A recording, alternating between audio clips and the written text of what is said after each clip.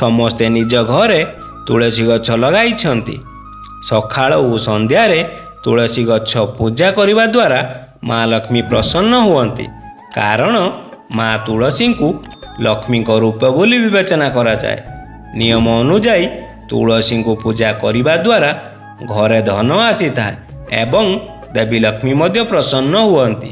କିନ୍ତୁ ବାସ୍ତୁଶାସ୍ତ୍ରରେ ତୁଳସୀ ଗଛ ସହ ଜଡ଼ିତ କିଛି ନିୟମ କୁହାଯାଇଛି। ଯଦି ଏହି ନିୟମକୁ ପାଳନ କରାନଯାଏ ତେବେ ଦେବୀ ଲକ୍ଷ୍ମୀ କ୍ରୋଧିତ ହୁଅନ୍ତି। ଆସନ୍ତୁ ଜାଣିବା ସେହି 5ଟି ନିୟମ ବିଷୟରେ। ପ୍ରଥମଟି, ଏହି ଦିନ ଅର୍ପଣ କରନ୍ତୁନି ଜଳ। ଧାର୍ମିକ ଶାସ୍ତ୍ର ଅନୁଯାୟୀ ରବିବାର ଦିନ ତୁଳସୀ ଗଛକୁ ଜଳ କେବେ ଦିଆଯିବା ଉଚିତ ନୁହେଁ।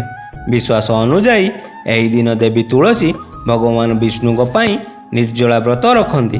ଏହି ଦିନ ଯଦି ତୁଳସୀ ଗଛରେ ପାଣି ଦିଆଯାଏ ତେବେ ତାଙ୍କର ବ୍ରତ ଭାଙ୍ଗିଯାଏ, ଯେଉଁଥିପାଇଁ ମା ଲକ୍ଷ୍ମୀ ଏବଂ ତୁଳସୀ କ୍ରୋଧିତ ହୁଅନ୍ତି ଏବଂ ଘରେ ଦାରିଦ୍ର୍ୟତା ଆସେ। ଦ୍ୱିତୀୟଟି, ନିର୍ଜଳା ଏକାଦଶୀ। ଏହା ବ୍ୟତୀତ ନିର୍ଜଳା ଏକାଦଶୀ ଦିନରେ ମଧ୍ୟ ଜଳ ଦିଆଯିବା ଉଚିତ ନୁହେଁ। ଏହି ଦିନ ତୁଳସୀଙ୍କୁ ଜଳ ଦେବା ଦ୍ୱାରା ଦେବୀ ତୁଳସୀଙ୍କର ବ୍ରତ ଭାଙ୍ଗିଯାଏ, ଯେଉଁ କାରଣରୁ ସେ କ୍ରୋଧିତ ହୁଅନ୍ତି ଏବଂ ଘରେ ଦାରିଦ୍ର୍ୟତା ମଧ୍ୟ ଆସେ। ତୃତୀୟଟି, ତୁଳସୀ ବିବାହ। ତୁଳସୀ ବିବାହ ଦିନ ମଧ୍ୟ ତୁଳସୀ ଗଛକୁ କେବେ ବି ପାଣି ଦିଆଯିବା ଉଚିତ ନୁହେଁ। ଏହି ଦିନ ମା ତୁଳସୀ ବିବାହ କରିଥିଲେ, ସେଥିପାଇଁ ଏହି ଦିନରେ ତୁଳସୀଙ୍କୁ ପାଣି ଦିଆଯିବା ଉଚିତ ନୁହେଁ। ଚତୁର୍ଥଟି, ଜୀବନରେ ଆସିଥାଏ।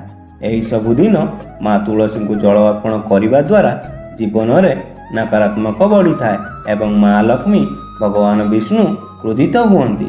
ମା ଲକ୍ଷ୍ମୀ ଏବଂ ଭଗବାନ ବିଷ୍ଣୁଙ୍କ କ୍ରୋଧ ହେତୁ ଘରେ ନକାରାତ୍ମକତା ଆସିବା ଆରମ୍ଭ କରେ। ପଞ୍ଚମଟି, ଏହି ଦିଗରେ ରଖନ୍ତୁ ତୁଳସୀ ଗଛ।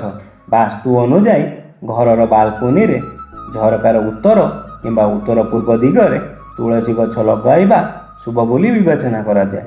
ଏହି ଦିଗରେ ଦେବାଦେବୀ ବାସ ହୋଇଥାଏ, ତେଣୁ ଏହି ଦିଗରେ ତୁଳସୀ ଗଛ ରଖିବା ଶୁଭ ବୋଲି କୁହାଯାଏ।